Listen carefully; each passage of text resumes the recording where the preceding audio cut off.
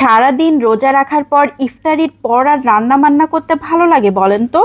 কিন্তু কিছুই করার নাই। আমার বাসার কারো নাকি মুখে কোনো রুচি নাই, কোনো কিছুই খেতে পারছে না। এই জন্য মুখরোচক কোনো কিছু তৈরি করে দিতে হবে। কি করব ভাবতে ভাবতে ফ্রিজ থেকে অল্প একটু মাংস বের করে নিলাম। এই মাংসটুকু আমি আলাদা করে রেখে দিয়েছিলাম, সেটুকুই বের করে নিয়েছি। এই মাংস দিয়ে এমন একটা কিছু তৈরি করতে হবে যেটা দিয়ে 4-5 জন পেট ভরে ভাত খেতে পারে।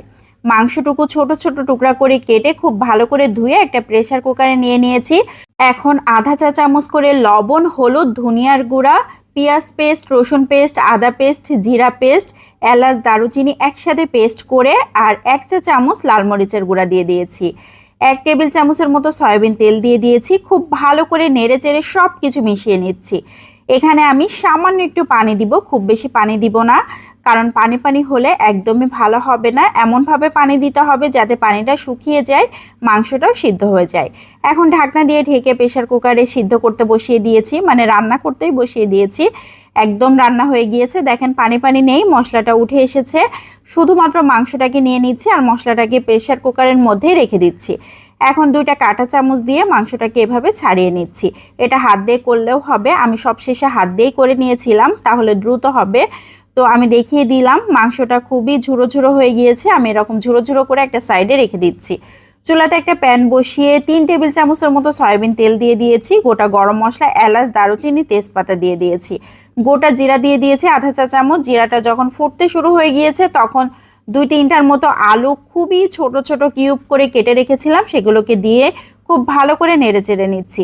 এখন দিয়ে দিচ্ছি 1/4 চা চামচ লবণ আর হলুদ গুঁড়ো। 3-4টার মতো শুকনা মরিচের বিচি ফেলে তারপর দিয়ে দিয়েছি। খুব ভালো করে নেড়ে চেড়ে নিচ্ছি। এখন দিয়ে দিচ্ছি সেই প্রেসার কুকারে মাংস রান্নার পর যে মশলা ছিল সেই মশলাটুকু। এই মশলাটুকু অবশ্যই দিতে হবে, তাহলে আর কোনো বাড়তি মশলা লাগবে না। এই মশলা দিয়ে খুব সুন্দর মতো রান্না হয়ে যাবে।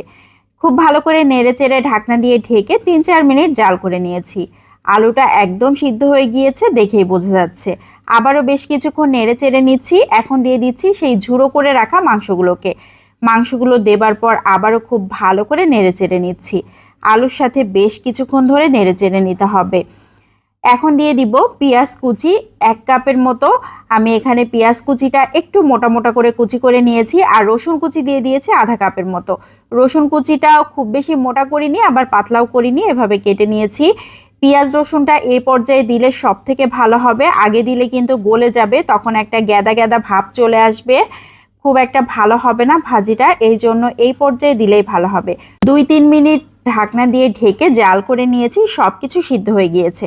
এখন কিন্তু অনবরত নাড়াচাড়া করতে হবে, আর ঢাকনা দিয়ে ঢাকা যাবে না। এভাবে নাড়াচাড়া করতে করতে একটা সময় তেলটা উপরের দিকে উঠে আসবে আর কালারটা চেঞ্জ হয়ে একদম মুচমুচে হয়ে যাবে। তখন বুঝতে হবে আমাদের মাংস ভাজি একদম কমপ্লিট। দেখেন কত সুন্দর হয়ে গিয়েছে। অল্প একটু মাংস দিয়ে কত ভাজি হয়েছে। এই ভাজি দিয়ে পেট ভরে 5-6 জন খুব ভালো মতো খেতে পারবে। আমি তো আর লোভ সামলাতে পারছি না, এই জন্য গরম গরম ভাত নিয়ে বসে গিয়েছি। এত সুন্দর একটা স্মেল বের হচ্ছিল, বাসার সবাই তো মুগ্ধ হয়ে গিয়েছে। একদমই খেতে পারছিল না, সবাই পেট ভরে ভাত খেয়েছে। তো ভালো লাগলে সবাই লাইক ও কমেন্টের মাধ্যমে জানাতে পারেন, আর একবার হলেও ট্রাই করে খেতে পারেন। অসাধারণ টেস্টি হয়। আজকের মতো বিদায় নিয়ে নিচ্ছি। আসসালামু আলাইকুম।